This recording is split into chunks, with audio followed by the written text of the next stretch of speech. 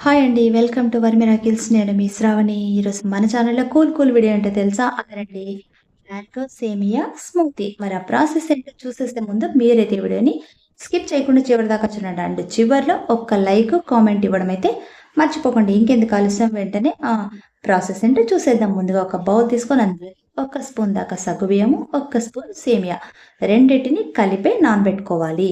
వీటిని వేయించక్కర్లేదు. అండ్ అలాగే మరి ఎక్కువసేపు నానబెట్టాల్సిన అవసరం కూడా లేదు. ఒక half an hour to 1 hour నానబెట్టేస్తే సరిపోతుంది. ఇప్పుడు ఇంకొక ప్లేట్ తీసుకొని అందులోకి మీ దగ్గరున్న అరటి పండ్లను పెద్దవైనా, చిన్నవైనా ఏవైనా కూడా బాగా పండిన అరటి పండ్లనైతే బావుంటాయన్నమాట స్వీట్‌నెస్. సో, నేనైతే నా దగ్గరున్న చిన్న సైజు అరటి పండ్లని తీసుకున్నా. అందుకోసం 7 తీసుకున్నా. ఇవి బాగా పండినాయి. ఇప్పుడు వీటన్నిటిని కూడా పీల్ ఆఫ్ చేసేసుకొని సన్న ముక్కలుగా కట్ చేసుకొని పక్కన పెట్టేసుకుందాం. తర్వాత ఇంకొక ప్లేట్ తీసుకొని అందులోకి ఒక పండిన మామిడి పండునైతే తీసుకొని దాన్ని కూడా పైన తొక్క తీసేసుకుందాము. అలాగే లోపలున్న పల్పుని కూడా చిన్న చిన్న ముక్కలుగా కట్ చేసుకొని ఆ ముక్కల్ని కూడా మనము ఇంకొక బౌల్లోకి ట్రాన్స్ఫర్ చేసేసుకుందాము.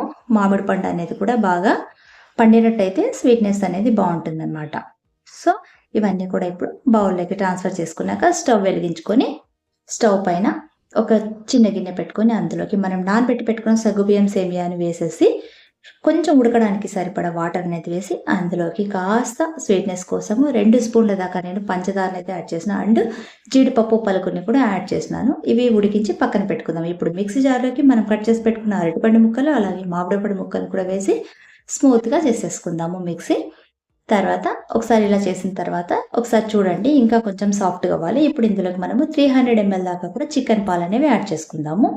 ఈ పాలు పోసిన తర్వాత మళ్ళీ ఒకసారి స్పూన్తో అంతా కూడా మిక్స్ అయ్యేలాగా కలిపేసుకొని మళ్ళీ ఒకసారి మిక్సీ చేసేసుకుందాం. దాదాపు ఒక 1 మినిట్ పాటు చేసేసుకున్నట్టయితే ఇంకా సాఫ్ట్గా స్మూతీ అనేది తయారవుతుంది. ఇప్పుడు ఇందులోకి మనము ఉడికించి పక్కన పెట్టుకున్న సగ్గుబియ్యం సేమియా మిశ్రమాన్ని కూడా కలిపేద్దాం. అండ్ ఇది వేసిన తర్వాత ఒక దగ్గరే ఉండకుండా మొత్తం స్పూన్తో అంతా కూడా స్మూతీ అంతా కూడా మొత్తం అంతా స్ప్రెడ్ చేసేసుకొని స్పూన్తో కలిపేసుకుందాము. అప్పుడే అంతా కూడా కలిసిపోతుంది అనమాట. చూసారు కదా, ఇంకేముంది, ఇంకా స్మూతీ రెడీ అయిపోయినట్టే. ఇంకా మనం వెంటనే గ్లాసులలోకి పోసేసుకోవడం. కూల్గా కావాలనుకుంటే ఐస్ క్యూబ్స్ వేసుకోవడం, లేదనుకుంటే ఇలాగే లాగించేయడమే.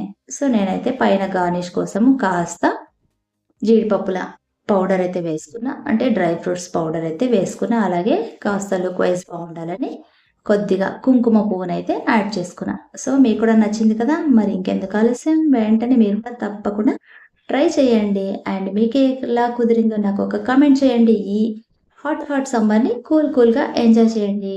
అండ్ నెక్స్ట్ మళ్ళీ ఇంకొక మంచి వీడియోతో మళ్ళీ మీ ముందుకు వస్తా. Until then bye. Thanks for watching.